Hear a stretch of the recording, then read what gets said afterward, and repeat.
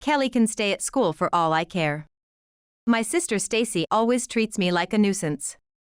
I've never really liked her either. Why do you act so high and mighty when you only send $50 a month? Your small remittances are straining our family budget. Stacy is supposed to be taking care of our elderly parents. I send enough money every month, so what is she talking about? Soon, Stacy will discover a shocking truth. My name is Kelly. My mother is Diane. My father is Brian. My parents have been friends since kindergarten and grew up together, with my father always having a crush on her.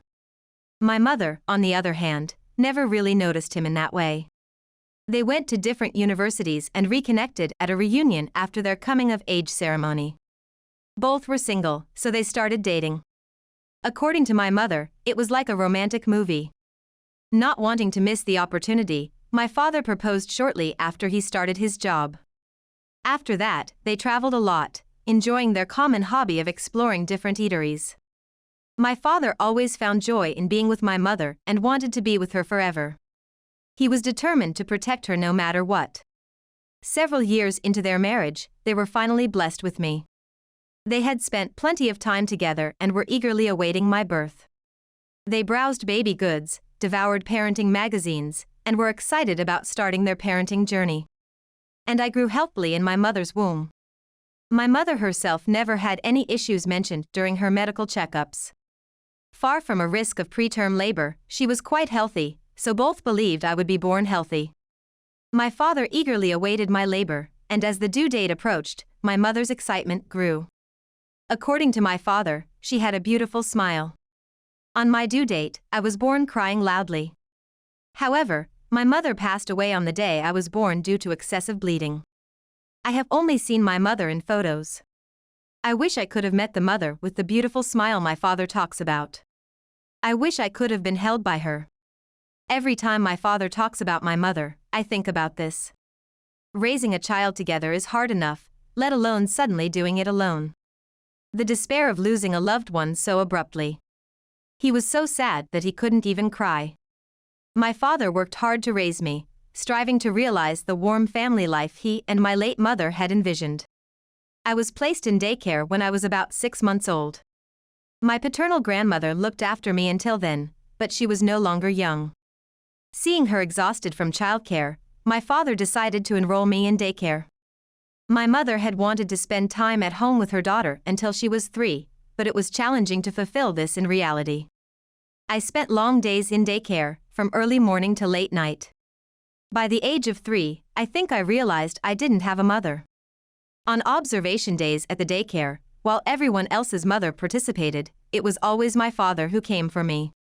Looking back, I truly appreciate that he took the time to attend these events, but as a child, I felt odd not having a mother like everyone else.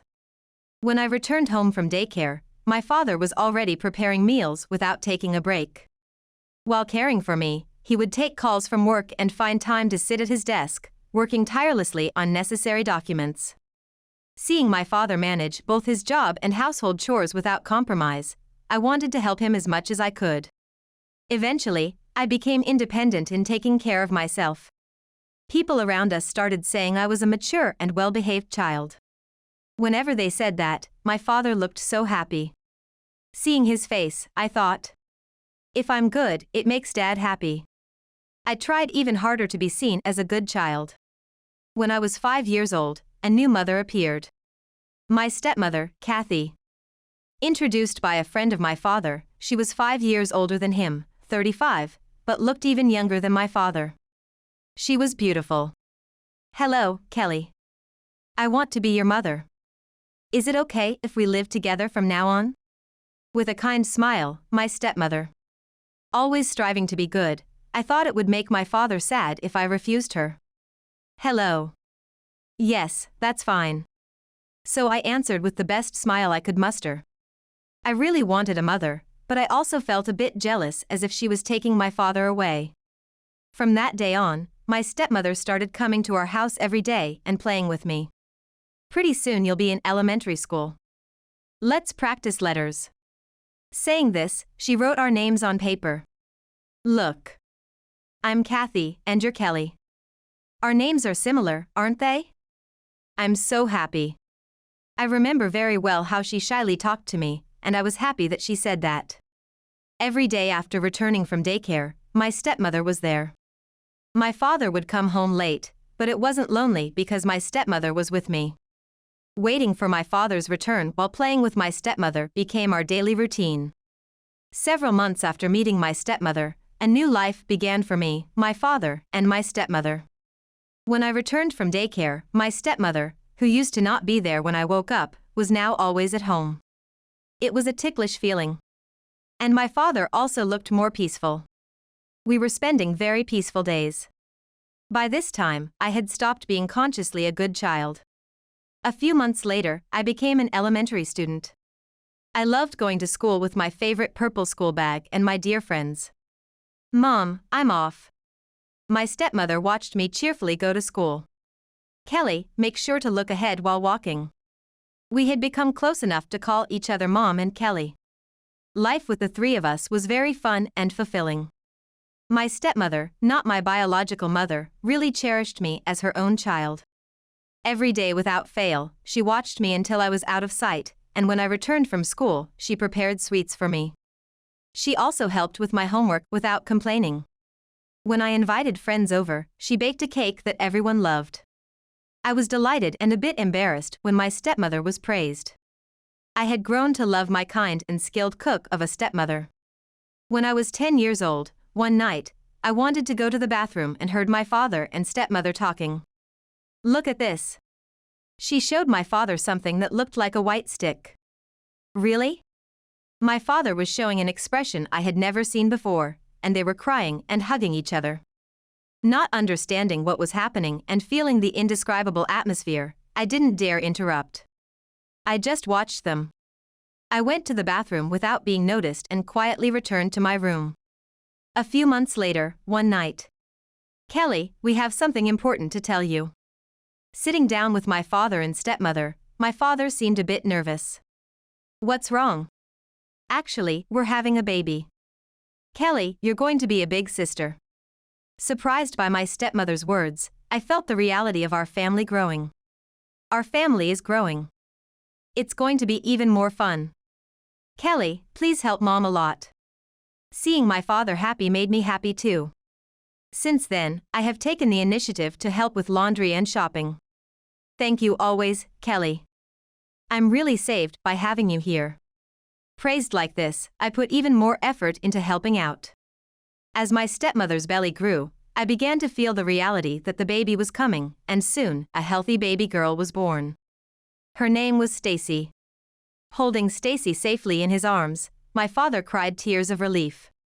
It seemed he had been terrified of childbirth since my mother's death. Holding a baby for the first time was moving for me. Could something really be this small? I realized I was now a big sister, and I was excited about what our lives would hold going forward. I was determined to take good care of Stacy. After coming home from the hospital, life as a family of 4 began. However, Stacy's arrival changed my previously enjoyable life. My stepmother seemed exhausted from caring for the baby every day. Our meals became more about instant and frozen foods. The morning send-offs and the treats she used to make lessened. Even while she was looking at my studies, if Stacy started crying, she would immediately go to her. Since Stacy's birth, the time I had with my stepmother had decreased. I knew my stepmother got up in the middle of the night to care for Stacy, because Stacy's loud cries would wake me up. I understood that my stepmother was trying hard, but I felt lonely as if she had been taken by Stacy. I tried to help by taking care of Stacy, but there were days I just couldn't find her cute. I couldn't express these feelings to anyone, and more than half a year passed. One Sunday. Today, why don't we go out, just the 2 of us for the first time in a while? That day, my father stayed home alone to take care of Stacy. My stepmother and I went out to a cafe downtown. At the time, trendy cafes were becoming more popular, and the menu included things like tiramisu, cheesecake, and kuenamen, which was starting to become fashionable. I was thrilled to have some time alone with my stepmother. Order anything you like. Yay! This place is famous for its delicious cakes. eating my favorite cake. I was all smiles. I'm glad we came. It feels like it's been a while since I've seen Kelly's smile. I'm sorry for making you feel lonely. It's my first time with childcare, and it's not going very well. I'm sorry for not being a more composed mom. My stepmother knew I was feeling lonely, and I almost teared up with happiness. It's not like that at all. You're always working hard, Mom. Tears welled up in her eyes. Thus, we were able to spend time just the two of us for the first time in a while. As my stepmother got used to childcare, she started cooking and helping with my studies again, so our time together increased like before. I actively took care of Stacy and helped with household chores to lighten my stepmother's load. However, as Stacy grew, she became more willful. By the time she was in elementary school, she would demand anything from my father. Buy this, oh, and this too. Yes, this one? My father, completely smitten by his youngest child, was buying her everything she wanted, even though it wasn't her birthday. Stacy was well aware of this and made the most of it. This sparkly backpack is so cute. The purple backpack your sister used was also sparkly. It's still in good condition, so how about you use that, Stacy? My stepmother wanted Stacy to use the backpack I had used. Ew. No. I don't like purple. It seems so lame to use something my sister used. I'm not going to school unless I get a new one. I felt complicated watching this interaction. When I was little, I never begged my father for anything. Even when asked what I wanted for my birthday, I hesitated. So, I was envious of Stacy, who could have anything she wanted. Seeing this, my stepmother said, "Kelly, if there's something you want, don't hesitate to ask." She always told me this, knowing I was holding back, which made me feel embarrassed. Carrying these feelings, I became a high school student. Going home to a house with Stacy became increasingly unpleasant, and I gradually began to feel resentful towards my father. Is Kelly back already? Stacy didn't call me big sister. I returned home late from club activities, and this was always her reaction. That's not how you welcome someone back, Stacy. But I liked it better when it was just the three of us. Kelly might as well stay at school forever. You really like Daddy that much, huh? My father, pleased by Stacy's remarks, cuddled her without considering my feelings. Kelly, welcome back. Get changed quickly. Let's have dinner. Stacy spoke her mind, and my father did nothing but indulge her. Meanwhile, my stepmother tried not to upset me. Feeling suffocated by this environment, I increasingly avoided coming home. Despite it being late at night, I would get a ride to various places with a local senior who had graduated, or I would go to a cafe with friends. For me, who had never played around like this, every day was thrilling. Being with friends was incomparably more fun than being at home. However, no matter how late I came back, my stepmother would be up waiting for me. Welcome back. Are you hungry? No matter what time I returned, my stepmother was always there, waiting. She never asked what I had been doing. But her kindness only irritated me more. Don't stay up all night. Just go to sleep. I don't want to see your face. You don't need to make food, just leave me some money. Despite my harsh tone, my stepmother never got angry. Don't say such cold things. Why don't you take a shower? Like you care. You probably prefer Stacy anyway. I mean, why wouldn't you? I'm not your real child, after all. When I blurted this out, my stepmother's face looked incredibly sad. I was always up before dawn and went to school. I didn't want to be at home. When I woke up, the living room was still empty. I liked the chilly air. I really wanted to be at home. But it felt like there was no place for me there anymore. On the desk, there was always my lunchbox and some money. Even though my stepmother knew I only took the money, she always prepared my lunch. This continued for over a year. One day, I came home around 11 p.m., earlier than usual. Stacy and my father had long been asleep. Kelly. I wonder what you're always up to. Will you ever smile for me like you used to? My stepmother was crying in the living room, looking at my childhood photo albums. Seeing her like this, Tears naturally flowed from my eyes. My stepmother had been waiting up for me every night, knowing I wouldn't take the lunch she made. I suddenly regretted making her live like this for over a year. From that day on, my rebellion subsided. I started taking the lunch she made. Gradually, I began coming home earlier and slowly increased my conversations with my stepmother and father. Stacy's attitude remained the same, and I couldn't find her cute. But I decided to handle it like an adult. I worked hard to catch up on what I had missed and studied diligently. Thanks to that, I was accepted into a prestigious university and moved into a dormitory. My parents supported me. Stacy seemed happy that I was gone. I felt lighter being away from Stacy. My new life was going smoothly. I realized just how much stress Stacy had been causing me. Living at my own pace without her snide remarks was wonderful. I also started a part-time job, where I met Jack, who I would later marry. We got married at the age of 28 and were blessed with 2 children. My parents were happy about both my marriage and the births. The problem was Stacy. Since I had left home, she seemed to have become even more spoiled. There was a 10-year age gap between us, and since graduating from college, I rarely saw her when I returned home. She probably didn't want to see me either, as she seemed to make sure she was out whenever I returned. Each time I visited, my father would tell me how difficult Stacy was being. That's what happens when you spoil her by giving her everything she wants. While listening to my father, I wondered if he had finally realized this. He mentioned that he regretted not being able to buy me many things when I was young because I never asked for much. Watching Stacy reminded him of me when I was little, and he would indulge her requests feeling nostalgic. Hearing this, my stepmother just smirked. If I had known this when I was in high school, perhaps my relationship with my father would have been different. I had my first daughter, Julia, when I was 30. At the same time, Stacy, who was only 20, also gave birth. Surprisingly, the father was 10 years older than her and worked at an IT company. Stacy was living in an apartment near our parents' house. After giving birth, Stacy began to compete with me more than ever. It took over 2 hours one way from my house to my parents'. Whenever I brought my children to visit, Stacy would always bring her daughter, Lindsay. I was pregnant with my second child, due to give birth the following month. Stacy, seeing Julia's outfit, laughed mockingly. "What's with Julia's clothes? They're so unfashionable. Kelly, you should keep up with the trends more. But, looking at what you're wearing, I guess that's too much to ask."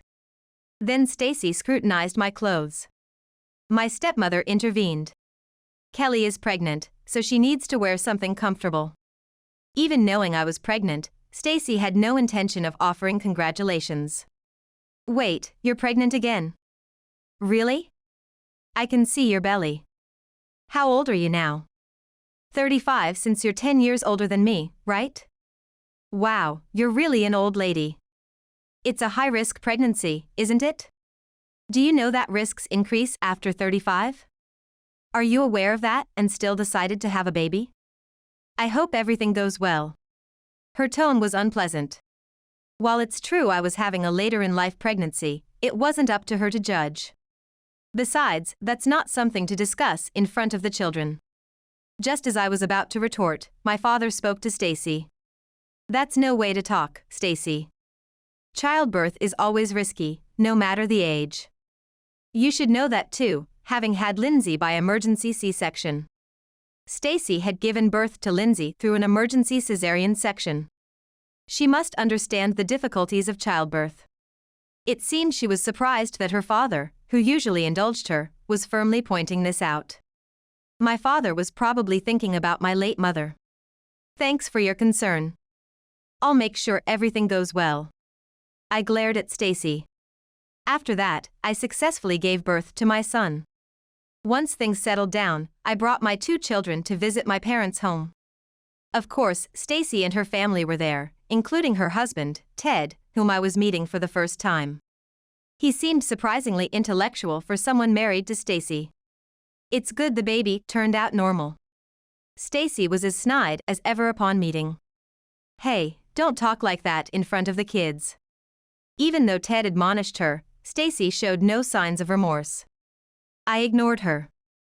My parents were so enamored with the new baby, they didn't pay attention to Stacy's remarks. I want a sister too. I'm still young, unlike Kelly, so I can have healthy children anytime. Stacy responded to Lindsay, but I ignored this too. It's best not to dwell on such comments. What concerned me more was my parents' situation. My father had retired, and my stepmother hadn't worked in a long while. They were living on their pensions. My father was now 65 and my stepmother 70, and their cognitive abilities seemed to be declining.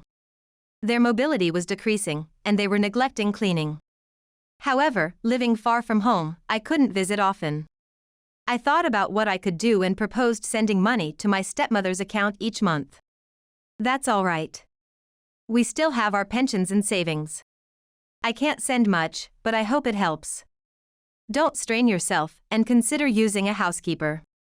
Let me handle personal care and other needs.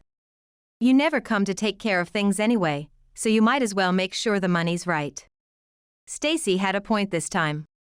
If anything happened to my parents, I couldn't rush over immediately. It was unsettling to leave it to Stacy, but with Ted around, it should be fine. Thinking this, I left home. After that, caught up with raising my children and working, I didn't visit my parents often. I continued sending money to my stepmother's account monthly and kept in touch via phone. A year later, I visited while my children were at school and daycare. As usual, Stacy was there. I was shocked the moment I saw the room. What's going on here? Hasn't the housekeeper been coming? The room was a mess. According to my father, my stepmother was showing signs of dementia and couldn't tidy up anymore. Stacy, what's going on? It's messier than the last time I came. I don't expect you to clean, but what's happening? I've been sending enough money each month for a housekeeper. What? Showing up after so long and that's the first thing you say? Can't you thank me for taking care of things? You only send $50 a month, yet you have the nerve to talk big?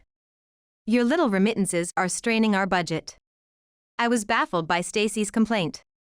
I was sure I was sending a substantial amount each month, so why the complaints? What? That's my line. What are you talking about, Stacy? $50 a month? That's not possible. What are you mixing up? This isn't Lindsay's allowance, it's about the money I send to Mom. Don't be ridiculous. I'm not mistaken. Besides, I give Lindsay $100 a month for her allowance. I briefly thought that $100 a month was too much for an elementary schooler, but that wasn't the point now. Why should our family have to cut back? If I can't stay a housewife because of you, how will you take responsibility? I even moved to an apartment to save money. Stacy was angry, but it seemed she was genuinely struggling. I decided to check with her just in case. What are you talking about, really? I've been transferring $3,000 each month. Stacy looked dumbfounded and gawked at me. What's going on, really? Hey, Ted manages the bank accounts, right? Have you seen them? Yeah. Only $50 a month is coming in under Kelly's name. Something was seriously wrong. I was sending $3,000 to my stepmother's account each month. Why was it turning into just $50? I could feel my heartbeat quicken. What do you mean? Call Ted here right now. Bring the bank book. About 2 hours later, Ted returned during a break from work and showed me the bank book. There it was clear, the records showed that only $50 per month was being transferred by me. See? It's just as Stacy said, right? Can you believe it now? Kelly's deposits are only $50 each month. Ted said this with a composed face. That couldn't be right. I was certain that I had been depositing $3,000 every month. I stared intently at the bank book, searching for any discrepancies, and finally, I found a crucial difference. Wait. This isn't the bank book or account number I deposit to for Mom. Indeed, the bank book Ted showed me was not the account I had been depositing $3,000 into every month. I showed Stacy the online banking page I always used for the transactions. There, the history of my monthly $3,000 deposits was clearly recorded. Of course, the beneficiary's name was my stepmother, Kathy. What is going on here? Explain, Ted. Stacy also got angry and demanded answers from Ted. Ted looked flustered for a moment but soon became defiant. Ah, caught me. I thought it would work since Stacy isn't too sharp. What do you mean by that? Explain yourself. Ted started to explain matter-of-factly. It turned out, Ted had been using all the $3,000 I sent to my stepmother's account for himself. Ted, who worked in an IT company, had been using my remittance to gather funds to start his own business. He had dabbled in stocks and cryptocurrencies, but not only did these not pan out, but he also suffered significant losses through margin trading. I'm not usually a man who fails like this. Ted continued, his eyes glittering with intensity. He tried to recoup his investment losses through gambling, particularly casinos. My remittances weren't enough, and he had accumulated a considerable amount of debt from his ventures. Initially, he did experience some beginner's luck, which made quite a profit. Encouraged by this, Ted took on more debt. However, reality was harsh, and his losses in the casino mounted, inflating his debt even further. Finding themselves in financial trouble, Ted suggested they move in with my parents. Stacy thought lightly of it as it meant she didn't have to pay rent anymore. Ted, realizing it would be problematic if the bank balance from my deposits showed zero, opened a new account under Kelly's name and started depositing $50 monthly under my name to cover his tracks. Hearing all this, I was trembling with shock and anger, but Stacy was even more agitated. What? You've been deceiving me? I can't believe this. And what do you mean by debt? I've been living as usual. Stacy claimed to be economizing, but her lifestyle hadn't changed except for moving out of her apartment. You always shop with your credit card, right? It's just set to revolving credit. You're only repaying a fixed amount monthly, so you can still use the card. The more you use it, the more the debt and interest accumulate. But all of this is for my future. Stacy doesn't need to sacrifice anything. If I can just start my business, I can pay everything back, so don't worry. Ted showed no remorse whatsoever. I understand the situation now. But the debt is a problem between you two, and it's none of my business. I won't be sending any more money to my parents. As I said this, Ted strangely tried to use his aspirations as leverage. That's not fair. Without the remittance, my dreams will end. It's troubling. Ted seemed only concerned about himself. Why he would rely on my remittances was beyond understanding. Stacy joined in with her complaints. That's right. Increase the remittance instead. We have to repay the debt. Such things, they should work and pay off by themselves. I clearly told the couple. I will not send any more money. I'm taking my parents with me now. I can't leave them here any longer. Realizing the gravity of their situation, Stacy and Ted tried to stop me. What are you saying? What about our lives? You're my older sister. You should take care of your cute little sister. Ah. Just do something. Despite never having called me sister before, Stacy raged. Ignoring her, I helped my parents into the car. I'm cutting ties with you both. Do as you please with this house. We won't be seeing each other again. Goodbye.